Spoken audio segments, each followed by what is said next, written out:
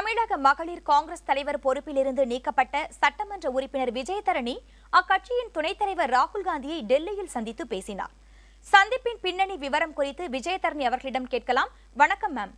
வணக்கம் மேம், நீங்க ராகுல் காந்தியை டெல்லியில சந்திச்சு பேசியிருக்கீங்க. இந்த சந்திப்புக்கான காரணம் என்ன? திரு ராகுல், எங்கள் தலைவர் துணைத் தலைவர் திரு ராகுல் காந்தி அவர்களை மரியாதை நிமித்தமாக சந்தித்தது மட்டுமல்ல, நடந்த சம்பவங்கள், அதன் உண்மை பின்னணி எல்லாவற்றையும் குறித்த விளக்கங்களை நான் கொடுத்திருக்கிறேன். அவர் எல்லாவற்றையும் கேட்டு அறிந்திருக்கிறார். உரிய நடவடிக்கை எடுக்கப்படும் என்று தெளிவாக தெரிவித்திருக்கிறார்.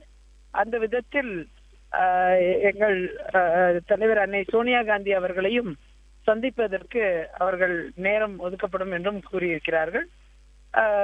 விரைவில் இதற்குண்டான விஷயங்கள் ஆய்வு செய்யப்பட்டு கட்சி ரீதியாக நம்முடைய கட்சியில் என்னுடைய பங்கு என்னவா இருக்கும் என்ற தெளிவையும் அவர்கள் விரைவில் தெரிவிப்பதாக தெரிவித்திருக்கிறார்கள். அந்த விதத்தில் மரியாதை நிமித்தமாக சந்தித்து மட்டுமல்ல, வரக்கூடிய சட்டமன்ற தேர்தல் குறித்த பார்வைகளையும் அவர் என்னிடமிருந்து கேட்டறிந்தார். அதற்குண்டான தகவல்களும் நான் அவரிடம் தந்திருக்கிறேன். மேம், நடந்த சம்பவம் குறித்து உரிய விளக்கம் கொடுத்ததா சொன்னீங்க. உங்களுடைய விளக்கத்தை கட்சி தலைமை ஏற்றுக்கொண்டதா? நிச்சயமாக அவங்க நடந்த சம்பவங்கள் குறித்த எல்லா பக்கமும் உள்ள விளக்கங்களை கேட்டிருக்காங்க. என்கிட்டயும் அந்த விளக்கங்களை கேட்டு அறிந்திருக்காங்க.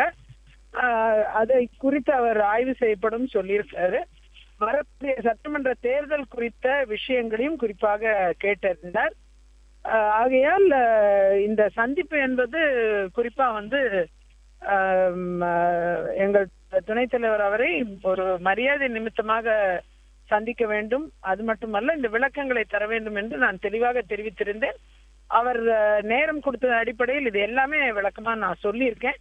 இதுக்கப்புறம் அவங்க என்ன முடிவுகளை எடுக்கிறார்களோ அதை பொறுத்து காங்கிரஸ் கட்சியின் அடுத்த கட்ட நடவடிக்கைகள் தமிழகத்தில் அமையும் என்பது எனக்கு சொல்லப்படுகிறது. தமிழக மகளிர் காங்கிரஸ் தலைவர் பொறுப்பிலிருந்து நீக்கப்பட்டிருக்க நீங்க அடுத்த கட்டமா என்ன செய்ய இருக்கீங்க? அடுத்த கட்டமா என் சட்டமன்ற தொகுதியில நான் என் சட்டமன்ற வேலையை பார்த்துக்கிட்டு இருக்கேன்.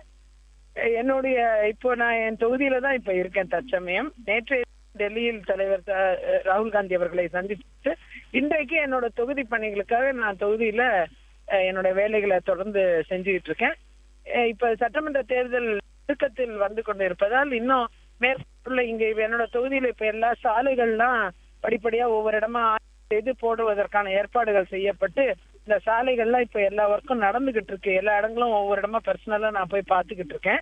அதெல்லாம் இந்த சாலை பணிகள்லாம் குண்டும் குழியுமா இடங்கள்லாம் இப்ப நிரப்பப்பட்டு எல்லாம் வேலை நடைபெறதுக்கு அதிகாரியிடம் தொடர்ந்து முயற்சி எடுத்து அரசாங்கத்திடமும் முயற்சி எடுத்து இப்ப இந்த பணிகள்லாம் இப்ப நடந்துகிட்டு இருக்கு.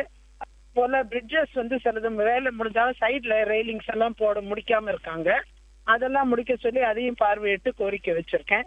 அது மாதிரி தொகுதி சம்பந்தமான எல்லா விஷயங்களும் மாவட்ட சம்பந்தமான விஷயங்கள் எல்லாம் நடைமுறைப்படுத்துறதுல முனைப்பா இப்ப என் பணிகள் நடைபெற்று கொண்டிருக்கிறது. இந்த சட்டமன்ற தேர்தலை நோக்கி என்னுடைய பயணம் தொடங்கிவிட்டது என்பதை இந்த நேரத்தில் பதிவு செய்ய விரும்புகிறேன்.